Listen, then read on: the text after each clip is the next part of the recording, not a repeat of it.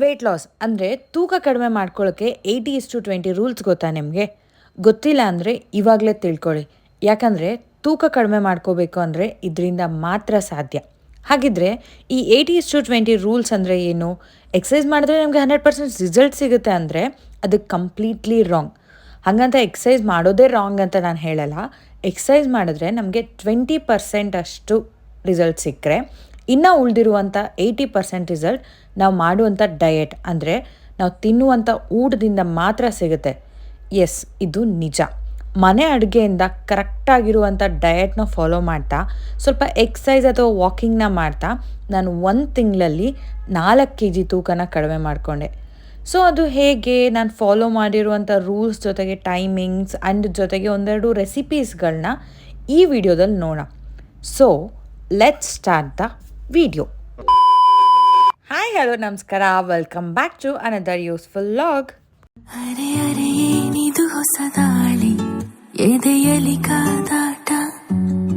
ಈ ರೀತಿ health care, skin care, hair care and healthy lifestyle ವ್ಲಾಗ್ಗಳನ್ನ ನೋಡೋಕ್ಕಾಗಿ ಸುಚಿತ್ರಾ ಹಡಗ್ಲಿ ಚಾನಲ್ನ ಈಗಲೇ ಸಬ್ಸ್ಕ್ರೈಬ್ ಮಾಡ್ಕೊಳ್ಳಿ. ಬೆಳಗ್ಗೆ ಎದ್ದು ನಾವು ತಗೊಳ್ಳುವಂಥ ಫಸ್ಟ್ ಮೀಲ್ ಅಂದರೆ ತಿಂಡಿ, ಟಿಫಿನ್, ಬ್ರೇಕ್ಫಾಸ್ಟ್, ನಾಷ್ಟ ಏನಂತನಾದರೂ ಕರೀರಿ. ಇದು ತುಂಬ ಸಿಂಪಲ್ ಆಗಿರಬೇಕು, ಜೊತೆಗೆ ಫುಲ್ ಆಫ್ ನ್ಯೂಟ್ರಿಯೆಂಟ್ಸ್ ಇರಬೇಕು. ಇದಕ್ಕೆ ಬೆಸ್ಟ್ ಎಕ್ಸಾಂಪಲ್ ಅಂದರೆ ಒಂದು ಬೌಲ್ ಸೀಸನಲ್ ಫ್ರೂಟ್ ಬಗ್ಗೆ ಹೇಳೋದೇ ಬೇಕಾಗಿಲ್ಲ ಅಲ್ವಾ? ಯಾವ್ಯಾವ ಸೀಸನಲ್ಲಿ ಯಾವ ಹಣ್ಣು ಬರುತ್ತೋ ಆ ಹಣ್ಣನ್ನು ತಿಂದರೆ ಆಯಿತು. ಅಥವಾ ಹೆಲ್ದಿಯಾಗಿರುವಂಥ ಜ್ಯೂಸಸ್. ನಾನಿವತ್ತು 2 ಹೆಲ್ದಿ ಜ್ಯೂಸಸ್ನ ತೋರಿಸ್ಕೊಡ್ತೀನಿ. ಸೊ ಫಸ್ಟ್ ಒನ್, ಈ ಹೆಲ್ದಿ ಗ್ರೀನ್ ಜ್ಯೂಸ್. ಇದನ್ನು ಮಾಡೋದು ತುಂಬಾ ಸಿಂಪಲ್. ಈ ಒಂದು ಗ್ರೀನ್ ಜ್ಯೂಸ್ನ ಮಾಡೋಕ್ಕೆ ನಾನು ಸೌತೆಕಾಯಿ, ಶುಂಠಿ, ಸ್ವಲ್ಪ ಪಾಲಕ್ ಸೊಪ್ಪು ಹಾಗೆ ಕೊತ್ತಂಬರಿನ ತೊಗೊಂಡಿದ್ದೀನಿ. ಈ ಎಲ್ಲ ಪದಾರ್ಥಗಳನ್ನ ಒಂದು ಮಿಕ್ಸಿ ಜಾರಲ್ಲಿ ಹಾಕಿ ಅರ್ಧ ಲೋಟದಷ್ಟು ನೀರು ಹಾಕಿ ರುಬ್ಬಿದ್ರೆ ಈ ಥರ ಒಂದು ಜ್ಯೂಸ್ ರೆಡಿ ಆಗುತ್ತೆ. ಈ ಒಂದು ಜ್ಯೂಸ್ನ ನಾನು ಸೋಸದೆ ಕುಡಿತೀನಿ. ಫೈಬರ್ ಲಾಸ್ ಆಗುತ್ತೆ ಅಲ್ವಾ, ಅದಕ್ಕೋಸ್ಕರ. ಇದಕ್ಕೆ ಸ್ವಲ್ಪ ನಿಂಬೆಹಣ್ಣಿನ ರಸ ನಿಮಗೆ ಬೇಕಾದರೆ ಹಿಂಡ್ಕೊಂಡು ಬೆಳಗ್ಗೆ ಖಾಲಿ ಹೊಟ್ಟೆಲಿ ಕುಡಿದ್ರೆ ಬೆಸ್ಟ್ ರಿಸಲ್ಟ್ ಸಿಗುತ್ತೆ. ನೆಕ್ಸ್ಟ್ ಬಂದು ಆ್ಯಶ್ ಗಾರ್ಡ್ ಜ್ಯೂಸ್, ಬೂದ್ ಕುಂಬಳಕಾಯಿ ಅಂತ ಏನು ಹೇಳ್ತೀವಿ, ಆ ಒಂದು ಜ್ಯೂಸ್. ಇದನ್ನು ಬೆಳಗ್ಗೆ ಖಾಲಿ ಹೊಟ್ಟೆಲ್ ಕುಡಿಯೋದ್ರಿಂದ ತುಂಬಾ ಒಳ್ಳೊಳ್ಳೆ ಹೆಲ್ತ್ ಬೆನಿಫಿಟ್ಸ್ ನಮಗಾಗುತ್ತೆ.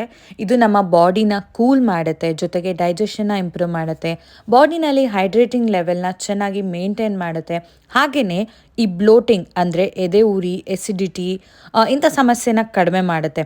ಮಾಡ್ಕೊಳ್ಳೋದು ಎಷ್ಟು ಸಿಂಪಲ್ ಅಲ್ವಾ? ಜಸ್ಟ್ ಆ್ಯಶ್ ಗಾರ್ಡ್ನ ಅದ್ರ ಬೀಜ ತೆಗೆದು, ಸಿಪ್ಪೆ ತೆಗೆದು ಕಟ್ ಮಾಡಿ ನೀರನ್ನು ಕೂಡ ಹಾಕೋದು ಬೇಡ, ಹಾಗೇ ರುಬ್ಬಿ ಸೋಸ್ಕೊಂಡು ಕುಡಿದ್ರೆ ಆಯಿತು. ಈ ಥರ ಹೆಲ್ತಿ ಜ್ಯೂಸಸ್ ಅಥವಾ ಒಂದು ಬೌಲಷ್ಟು ಸೀಸನಲ್ ಹಣ್ಣುಗಳನ್ನ ತಿಂದು ಅರ್ಧ ಗಂಟೆ ಬಿಟ್ಟು ಆಮೇಲೆ ಮಾಡಿರುವಂಥ ಬ್ರೇಕ್ಫಾಸ್ಟ್ನ ಮಾಡ್ಬೋದು. ನಾನಿಲ್ಲಿ ರೋಸ್ಟೆಡ್ ಡ್ರೈ ಫ್ರೂಟ್ಸ್ ಹಾಗೆ ಒಂದು ಬಾಳೆಹಣ್ಣು, ಅರ್ಧ ಕಪ್ಪಷ್ಟು ರಾಗಿ ಗಂಜಿ, ಒಂದು ದೋಸೆನ ಇಟ್ಕೊಂಡಿದ್ದೀನಿ. ಈ ರೀತಿ ಊಟ ಮತ್ತು ಹಣ್ಣುಗಳನ್ನ ಮಿಕ್ಸ್ ಮಾಡಿ ಖಂಡಿತ ತಿನ್ನಬಾರ್ದು. ಇಲ್ಲಿ ನನ್ನಮ್ಮ ಸ್ವಲ್ಪ ಫೋರ್ಸ್ ಮಾಡ್ತಾಯಿದ್ರು ಅಂತ ಹೇಳಿ ಆ ಒಂದು ಬಾಳೆಹಣ್ಣು ಹಾಗೆ ಇಟ್ಕೊಂಡಿದ್ದೀನಿ, ಆಮೇಲೆ ತಿಂತೀನಿ. ಬೆಳಗ್ಗೆ ಈ ಥರ ಹೆಲ್ದಿ ಜ್ಯೂಸನ್ನ ಕುಡಿದು 1/2 hour ಬಿಟ್ಟು ಮನೇಲಿ ಏನು ತಿಂಡಿ ಮಾಡಿರ್ತಾರೋ ಅದನ್ನು ಸ್ವಲ್ಪ ತಿಂದು ಆಮೇಲೆ 11-12 ಗಂಟೆಗೆ ಯಾವುದಾದ್ರೂ ಸೀಸನಲ್ ಫ್ರೂಟ್ನ ತಿಂದರೆ ಆಯಿತು. ಬೆಳಗ್ಗೆನೇ ನಾವು ಒಂದು ಬೌಲಷ್ಟು ಸೀಸನಲ್ ಫ್ರೂಟ್ ತಿಂದೀವಿ ಅಂದರೆ ಈ ರೀತಿ 11-12 ಗಂಟೆಗೆ ತಿನ್ನೋದನ್ನು ಸ್ಕಿಪ್ ಮಾಡ್ಬೋದು. ಒಟ್ಟಿನಲ್ಲಿ ಪ್ರತಿದಿನ ಒಂದು ಸೀಸನಲ್ ಫ್ರೂಟ್ ತಿನ್ನೋದನ್ನು ನಮ್ಮ ಡಯಟ್ನಲ್ಲಿ ಇನ್ಕ್ಲೂಡ್ ಮಾಡ್ಕೊಂಡು ಬಿಡಬೇಕು.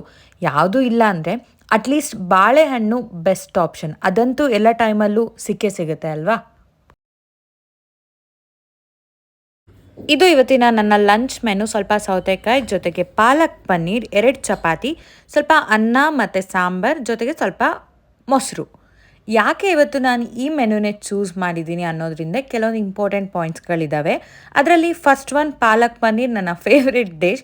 ಜೊತೆಗೆ ಎಲ್ಲರೂ ಮನೇಲಿ ಚಪಾತಿ, ಅನ್ನ ಸಾಂಬಾರನ್ನ ಮಾಡಿರ್ತಾರೆ ಅಲ್ವಾ? ಅದನ್ನು ಇಟ್ಕೊಂಡು ನಾವು ಹೇಗೆ ನಮ್ಮ ಡಯಟ್ನ ಫಾಲೋ ಮಾಡ್ಬೋದು ಅನ್ನೋದನ್ನ ನಾನಿಲ್ಲಿ ಹೇಳ್ತೀನಿ. ಪಾಲಕ್ ಸೊಪ್ಪಲ್ಲಿ ವಿಟಮಿನ್ಸ್, ಮಿನರಲ್ಸ್, ಆ್ಯಂಟಿ ಆಕ್ಸಿಡೆಂಟ್ ಪ್ರಾಪರ್ಟೀಸ್ ತುಂಬಾ ಚೆನ್ನಾಗಿರ್ತವೆ. ಅದು ನಿಮಗೂ ಕೂಡ ಗೊತ್ತಲ್ವಾ? ಇವೆಲ್ಲ ನಮ್ಮ ಬೋನ್ಸ್ಗೆ, ಹಾರ್ಟ್ಗೆ, ಕಣ್ಣು ಹೆಲ್ತ್ಗೆ ತುಂಬಾ ಒಳ್ಳೆಯದು. ಜೊತೆಗೆ ಇದು ನಮ್ಮ ಡೈಜೆಷನ್ ಕೂಡ ಇಂಪ್ರೂವ್ ಮಾಡುತ್ತೆ. ಸೊ ಈ ಪಾಲಕ್ ಸೊಪ್ಪನ್ನು ಚೆನ್ನಾಗಿ ತೊಳೆದು ಬಿಸಿನೀರಿಗೆ ಹಾಕಿ ಒಂದು ಕುದಿ ಬಂದಮೇಲೆ ಅದನ್ನು ತೆಗೆದು ತಣ್ಣೀರಲ್ಲಿ ಹಾಕಿಟ್ಟು ನೆಕ್ಸ್ಟ್ ಪ್ರಾಸೆಸ್ನ ನಾನಿಲ್ಲಿ ಮಾಡ್ಕೊಳ್ತಾ ಇದ್ದೀನಿ. ಈ ಪಾಲಕ್ ಪನ್ನೀರಲ್ಲಿ ಯೂಸ್ ಮಾಡಿರುವಂಥ ಪನ್ನೀರ್ ಪ್ರೋಟೀನ್ ರಿಚ್ ಸೋರ್ಸ್ ಅಲ್ವಾ? ಇದರಲ್ಲಿ ಕ್ಯಾಲ್ಶಿಯಂ ಚೆನ್ನಾಗಿರುತ್ತೆ, ಬೋನ್ಸ್ ಮತ್ತು ಮಸಲ್ಸ್ ಹೆಲ್ತ್ಗೆ ತುಂಬಾ ಒಳ್ಳೆಯದು. ಬಾಡಿ ಪೇನ್, ಜಾಯಿಂಟ್ ಪೇನನ್ನು ಕೂಡ ಇದು ಕಡಿಮೆ ಮಾಡುತ್ತೆ. ನಮ್ಮ ಬಾಡಿನಲ್ಲಿ ಮೆಟಬಾಲಿಸಮ್ ರೇಟ್ನ ಇದು ಇಂಪ್ರೂವ್ ಮಾಡುತ್ತೆ. ಸೊ ಪನ್ನೀರ್ನ ಚಿಕ್ಕದಾಗಿ ಕಟ್ ಮಾಡಿ ಪ್ಯಾನ್ಗೆ ಸ್ವಲ್ಪ ಎಣ್ಣೆನ ಹಾಕಿ ಅದರಲ್ಲಿ ಪನ್ನೀರ್ನ ಹಾಕಿ ಸ್ವಲ್ಪ ಉಪ್ಪು ಅರಿಶಿನದ ಜೊತೆ ಇದನ್ನು ಲೈಟಾಗಿ ಫ್ರೈ ಮಾಡಿಕೊಂಡು ಎತ್ತಿಡ್ತಿದ್ದೀನಿ. ಅದೇ ಒಂದು ಪ್ಯಾನಲ್ಲಿ ಸ್ವಲ್ಪ ಬೆಣ್ಣೆನ ಹಾಕಿ ಜೊತೆಗೆ ಸಾಸಿವೆ ಜೀರಿಗೆ ಸ್ವಲ್ಪ ಈ ಒಂದು ಮಸಾಲೆಗಳನ್ನ ಹಾಕಿ ಹಸಿಮೆಣಸು ಈರುಳ್ಳಿ ಹಾಕಿ ಇದೆಲ್ಲ ಎಣ್ಣೆ ಬಿಟ್ಕೊಳ್ಳುತ್ತಲ್ವ, ಆಗ ಸ್ವಲ್ಪ ಉಪ್ಪು, ಧನಿಯಾ ಪುಡಿ, ಅರಿಶಿನ ಪುಡಿ, ಸ್ವಲ್ಪ ಶುಂಠಿ ಬೆಳ್ಳುಳ್ಳಿ ಪೇಸ್ಟ್ ಹಾಕಿ ಬಾಡಿಸ್ಕೋಬೇಕಾಗತ್ತೆ. ಇದೆಲ್ಲ ಚೆನ್ನಾಗಿ ಫ್ರೈ ಆಗಿದೆ ಅಂದಮೇಲೆ ಇದಕ್ಕೆ 1 ಅಥವಾ 2 ಟೊಮೆಟೊನ ಚೆನ್ನಾಗಿ ಪ್ಯೂರಿ ಮಾಡಿ ಹಾಕಿ ಎಣ್ಣೆ ಬಿಡೋವರೆಗೂ ಇದನ್ನ ಚೆನ್ನಾಗಿ ಬೇಯಿಸ್ಕೋಬೇಕಾಗತ್ತೆ. ನೆಕ್ಸ್ಟ್ ಒಂದು ಜಾರಲ್ಲಿ ಬೇಯಿಸ್ಕೊಂಡಿರೋ ಪಾಲಕ್ ಸೊಪ್ಪು, ನೆನೆಸಿರುವಂಥ ಗೋಡಂಬಿ, ಬೇಕಾದರೆ 2-3 ಚಮಚದಷ್ಟು ಹಾಲಿನ ಮೇಲಿನ ಕೆನೆ ಕೂಡ ಹಾಕಿ ಚೆನ್ನಾಗಿ ಅದನ್ನು ರುಬ್ಕೋಬೇಕು. ರುಬ್ಕೊಂಡು ರೆಡಿ ಮಾಡ್ಕೊಳ್ಳೋಷ್ಟರಲ್ಲೇ ಈ ಮಸಾಲೆ ಕೂಡ ಚೆನ್ನಾಗಿ ಎಣ್ಣೆ ಬಿಟ್ಕೊಂಡಿರ್ತಲ್ವ, ಪೇಸ್ಟ್ ಮಾಡ್ಕೊಂಡಿರುವಂಥ ಪಾಲಕ್ ಸೊಪ್ಪನ್ನು ಹಾಗೆ ಅದೇ ಜಾರಲ್ಲಿ ಸ್ವಲ್ಪ ನೀರನ್ನು ಹಾಕಿ ಇದಕ್ಕೆ ಹಾಕಿ ರುಚಿಗೆ ತಕ್ಕಷ್ಟು ಉಪ್ಪು ಹಾಕಿ ಚೆನ್ನಾಗಿ ಒಂದು 5 ನಿಮಿಷದವರೆಗೂ ಇದನ್ನು ಕುದಿಸ್ಕೋಬೇಕು. ಕುದಿಸ್ಕೊಂಡ್ರೆ ನಮ್ಮ ಪಾಲಕ್ ಪನ್ನೀರ್ದು ಬೇಸ್ ರೆಡಿ ಆಗಿಬಿಡುತ್ತೆ. ಇದ್ರ ಜೊತೆ ನಾವು ಫ್ರೈ ಮಾಡ್ಕೊಂಡಿರುವಂಥ ಪನ್ನೀರ್ನ ಹಾಕಿ ಮತ್ತೆ ಒಂದು 30 ಸೆಕೆಂಡಷ್ಟು ಬೇಯಿಸ್ಬಿಟ್ರೆ ತುಂಬಾ ರುಚಿಯಾಗಿರುವಂಥ ಹೆಲ್ದಿ ಆಗಿರೋ ಪಾಲಕ್ ಪನ್ನೀರ್ ರೆಡಿ ಆಗುತ್ತೆ. ಮೇಲೆ ನೀವು ಬೇಕು ಅಂದರೆ ಸ್ವಲ್ಪ ಕೊತ್ತಂಬರಿ ಹಾಗೆ ಕಸೂರಿ ಮೇಥಿನ ಹಾಕೋಬೋದು. ಎಕ್ಸ್ಟ್ರಾ ಸ್ವಲ್ಪ ಒಗ್ಗರಣೆನ ಕೂಡ ಹಾಕೋಬೋದು. ಬಟ್ ನಾನಿಲ್ಲಿ ಎಕ್ಸ್ಟ್ರಾ ಆಯಿಲ್ ಆಗುತ್ತಲ್ವ, ಅದಕ್ಕೋಸ್ಕರ ಅದನ್ನು ಹಾಕಿಲ್ಲ, ಸ್ಕಿಪ್ ಮಾಡಿದ್ದೀನಿ. ಮಧ್ಯಾಹ್ನ ಊಟಕ್ಕೆ ಅಂತ ನಾನು ರೆಡಿ ಮಾಡ್ಕೊಂಡಿರುವಂಥ ಈ ತಟ್ಟೆನಲ್ಲಿ ಸ್ವಲ್ಪ ಕಾರ್ಬ್ಸ್ ಇದೆ, ಪ್ರೋಟೀನ್ ಇದೆ, ಫೈಬರ್ ಇದೆ, ಜೊತೆಗೆ ಸ್ವಲ್ಪ ಫ್ಯಾಟ್ ಕೂಡ ಇದೆ. ಫೈಬರ್ಗೆ ಹಸಿ ತರಕಾರಿಗಳು, ಸೊಪ್ಪುಗಳು ತೊಗೊಳ್ತೀವಿ. ಇನ್ನು ಫ್ಯಾಟ್ ಅಂತ ಬಂದರೆ ಒಗ್ಗರಣೆ, ಎಣ್ಣೆ, ತುಪ್ಪನ ಯೂಸ್ ಮಾಡೇ ಇರ್ತೀವಿ ಅಲ್ವಾ. ಇನ್ನು ಕಾರ್ಬ್ಸಲ್ಲಿ ಬಂದರೆ ಚಪಾತಿ, ರೊಟ್ಟಿ, ಮುದ್ದೆ, ಅನ್ನ ಇದೆಲ್ಲ ಆಗುತ್ತೆ. ಬಟ್ ಪ್ರೋಟೀನ್ಗೆ ಅಂತ ಬಂದಾಗ ನಾವು ಪನ್ನೀರ್ನ ಅಷ್ಟೇ ತೊಗೋಬೇಕಾ, ಮಶ್ರೂಮ್ ತೊಗೋಬೇಕಾ, ನಾನ್ ವೆಜ್ ತೊಗೋಬೇಕಾ ಅಂತ ಡೌಟ್ ಇರುತ್ತೆ ಅಲ್ವಾ. ಸೊ ಅದೆಲ್ಲ ತೊಗೋಬೇಕು ಅಂತಲೇ ಇಲ್ಲ. ಮೊಸರು, ಮಜ್ಜಿಗೆ ಇಸ್ ದ ಬೆಸ್ಟ್ ಆಪ್ಷನ್. ಎಲ್ರಿಗೂ ಈಸಿಯಾಗಿ ಸಿಗುತ್ತೆ ಅಲ್ವಾ. ಸಂಜೆ 5-6 ಗಂಟೆ ಆಯಿತು ಅಂದರೆ ಅದೇನೋ ಗೊತ್ತಿಲ್ಲ, ಕೆಟ್ಟದಾಗಿ ಹೊಟ್ಟೆ ಹಸಿಯೋಕ್ಕೆ ಶುರು ಆಗುತ್ತೆ ಅಲ್ವಾ. ಇಂಥ ಟೈಮಲ್ಲೇ ನಮಗೆ ಜಂಕ್ ಫುಡ್ಸ್ ಅಟ್ರಾಕ್ಟ್ ಮಾಡೋದು. ಸೊ ಆ ಹೊಟ್ಟೆ ಹಸುವನ್ನು ಕಂಟ್ರೋಲ್ ಮಾಡೋಕ್ಕೆ ಬೆಸ್ಟ್ ಆಪ್ಷನ್ ಅಂದರೆ 1 ಸ್ಪೂನ್ ಮಿಕ್ಸ್ ಸೀಡ್ಸ್ ಅಥವಾ ಈ ಥರ ಮಿಕ್ಸ್ ಸೀಡ್ಸ್ ಪೌಡರ್ ಅಥವಾ ಡ್ರೈ ರೋಸ್ಟ್ ಮಾಡಿರೋ ಶೇಂಗಾ ಬೀಜ, ಮಖಾನ ಇದನ್ನು ಕೂಡ ತೊಗೋಬೋದು. ಇದನ್ನೆಲ್ಲ ಒಂದ್ಸಲ ಮಾಡಿ ಇಟ್ಕೊಂಡಿವಿ ಅಂದರೆ ಹೊಟ್ಟೆ ಹಸುವು ಆದ ತಕ್ಷಣ ತಿನ್ಬೋದು ಮತ್ತು ಹೆಲ್ತ್ಗೂ ತುಂಬ ಒಳ್ಳೆಯದು. ಇಲ್ಲಾಂದರೆ ಸಂಜೆ ಹೊತ್ತು ನೀವು ಬ್ಲ್ಯಾಕ್ ಕಾಫಿ ಅಥವಾ ಗ್ರೀನ್ ಟೀ ಕೂಡ ತೊಗೋಬೋದು. ನೆಕ್ಸ್ಟ್ ಬಂದು ಹೈ ಪ್ರೋಟೀನ್ ಡಿನ್ನರ್. ಈ ವೇಟ್ ಲಾಸ್ ಮಾಡ್ತಾ ಇದ್ದೀವಿ ಅಂದಮೇಲೆ ಸಲಾಡ್ ಮಾಡ್ಕೊಳ್ತಾ ಇದ್ರೆ ಹೇಗಿರುತ್ತೆ ಅಲ್ವಾ. ಹಾಗೆ ಇದನ್ನು ಮಾಡ್ಕೊಳ್ಳೋದು ತುಂಬಾ ಈಸಿ, ಟೇಸ್ಟ್ ಕೂಡ ತುಂಬಾ ಚೆನ್ನಾಗಿರುತ್ತೆ. ಅದು ಹೇಗೆ ಅಂತ ಹೇಳ್ತೀನಿ ಬನ್ನಿ. ಇಲ್ಲಿ ಸ್ವಲ್ಪ ನಾನು ರಾಜ್ಮಾ, ಬೀನ್ಸ್, ಕ್ಯಾರೆಟ್ ಹಾಗೆ ಜೊತೆಗೆ ಮೊಳಕೆ ಬಂದಿರೋ ಹೆಸರು ಕಾಳನ್ನು ಹಾಕ್ಕೊಂಡು ಸ್ಟೀಮ್ ಮಾಡೋದಕ್ಕೆ ಇಡ್ತಾ ಇದ್ದೀನಿ. ಈಸಿಯಾಗಿ ಒಂದು ಕುಕ್ಕರಲ್ಲಿ ಹಾಕಿ ವಿಷಲ್ ಬರ್ಸ್ಕೊಬಿಡ್ಬೋದು. ಆದರೆ ಈ ರೀತಿ ಮಾಡಿದಾಗ ಇದರಲ್ಲೆಲ್ಲ ಇರುವಂಥ ನ್ಯೂಟ್ರಿಯೆಂಟ್ಸ್ ಹೋಗ್ಬಿಡುತ್ತೆ. ಹಾಗಾಗಿ ಸ್ಟೀಮ್ ಮಾಡ್ಕೊಳ್ಳೋದು ತುಂಬಾ ಒಳ್ಳೆಯದು. ನೆಕ್ಸ್ಟು ಈ ಸಲಾಡ್ ರುಚಿನ ಹೆಚ್ಚಿಸುವಂಥ ಒಂದು ಡ್ರೆಸ್ಸಿಂಗ್ನ ಮಾಡ್ಕೊಳ್ತಾ ಇದ್ದೀನಿ. ಇಲ್ಲಿ ಒಂದು ಜಾರಲ್ಲಿ 2-3 ಚಮಚದಷ್ಟು ಮೊಸರು ಅಥವಾ ಹಾಲಿನ ಕೆನೆನ ಕೂಡ ಹಾಕೋಬೋದು. ನೆನೆಸಿರುವಂಥ ಗೋಡಂಬಿ ಹಾಗೆ ಮಧ್ಯಾಹ್ನ ಪನ್ನೀರ್ನ ಫ್ರೈ ಮಾಡಿ ಎತ್ತಿಟ್ಟಿದ್ದೆ ಅಲ್ವಾ, ಅದನ್ನು ಸ್ವಲ್ಪ ಹಾಕ್ಕೊಂಡಿದ್ದೀನಿ. ಸ್ವಲ್ಪ ಪೆಪ್ಪರ್ ಪೌಡರ್ ಹಾಗೆ ಚಿಲ್ಲಿ ಫ್ಲೇಕ್ಸ್, ರುಚಿಗೆ ತಕ್ಕಷ್ಟು ಉಪ್ಪು, ಇಷ್ಟನ್ನು ಹಾಕ್ಕೊಂಡು ಗ್ರೈಂಡ್ ಮಾಡ್ಕೊಂಡ್ಬಿಟ್ರೆ ಸೂಪರ್ ಆಗಿರುವಂಥ ಡ್ರೆಸ್ಸಿಂಗ್ ರೆಡಿ ಆಗಿಬಿಡುತ್ತೆ. ಈಗ ಸ್ಟೀಮ್ ಮಾಡಿರುವಂಥ ಕಾಳುಗಳು ಹಾಗೆ ಹಸಿ ತರಕಾರಿ ನಿಮಗೆ ಯಾವ್ದು ಬೇಕೋ ಅದನ್ನು ಹಾಕೋಬೋದು. ನಾನಿಲ್ಲಿ ಸೌತೆಕಾಯಿ, ಈರುಳ್ಳಿನ ಹಾಕಿದ್ದೀನಿ. ಇದ್ರ ಜೊತೆ ನಾನು ರೆಡಿ ಮಾಡ್ಕೊಂಡಿರೋ ಡ್ರೆಸ್ಸಿಂಗ್ನ ಹಾಕಿ ಸ್ವಲ್ಪ ನೀವು ಡ್ರೈ ರೋಸ್ಟ್ ಮಾಡ್ಕೊಂಡಿರೋ ಶೇಂಗಾ ಬೀಜನ ಹಾಕಿ ಚೆನ್ನಾಗಿ ಮಿಕ್ಸ್ ಮಾಡಿಕೊಂಡ್ರೆ ತುಂಬಾ ರುಚಿಯಾಗಿರೋ ಹೆಲ್ತಿ ಸಲಾಡ್ ರೆಡಿ ಆಗಿಬಿಡುತ್ತೆ. ಇದಕ್ಕೆ ನೀವು ಉಪ್ಪನ್ನು ನೋಡಿಕೊಂಡು ಅಡ್ಜಸ್ಟ್ ಮಾಡ್ಕೊಳ್ಳಿ. ನಾನು ಹಾಕಿರೋದು ಪರ್ಫೆಕ್ಟ್ ಆಗಿತ್ತು, ಹಾಗಾಗಿ ಸ್ವಲ್ಪ ನಿಂಬೆಹಣ್ಣಿನ ರಸ ಅಷ್ಟೇ ಇದ್ರ ಮೇಲೆ ಹಿಂಡ್ಕೊಂಡು ಮಿಕ್ಸ್ ಮಾಡ್ಕೊಳ್ತಾ ಇದ್ದೀನಿ.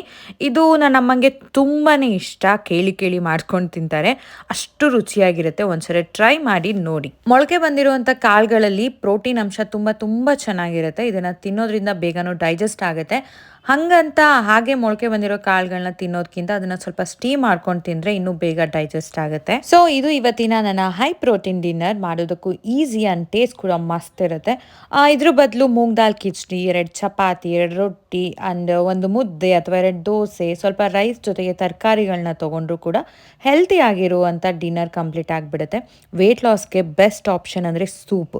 ನೈಟ್ ಟೈಮಲ್ಲಿ ಸೂಪ್ ಕುಡಿಯೋದ್ರಿಂದ ಬೇಗನೆ ಜೀರ್ಣ ಆಗುತ್ತೆ. ಯಾವಾಗಲೂ ಈ ವೇಟ್ ಲಾಸ್ ಜರ್ನಿನಲ್ಲಿ ಮಲ್ಗೋದಕ್ಕೂ 3 ಗಂಟೆ ಮುಂಚೆನೇ ಊಟ ಮುಗಿಬೇಕು. ಅಂದರೆ ಮಲ್ಗೋದಕ್ಕೂ ಮುಂಚೆ ತಿಂದಿರುವಂಥ ಊಟ ಡೈಜೆಸ್ಟ್ ಆಗಬೇಕು. ಇದರಿಂದ ಹೋಲ್ ನೈಟ್ ನಿಮಗೆ ಮತ್ತು ನಿಮ್ಮ ಬಾಡಿಗೆ, ನಿಮ್ಮ ಡೈಜೆಷನ್ ಸಿಸ್ಟಮ್ ಕೂಡ ರೆಸ್ಟ್ ಸಿಗುತ್ತೆ, ರಿಕವರಿ ಆಗೋದಕ್ಕೆ ಟೈಮ್ ಸಿಗುತ್ತೆ.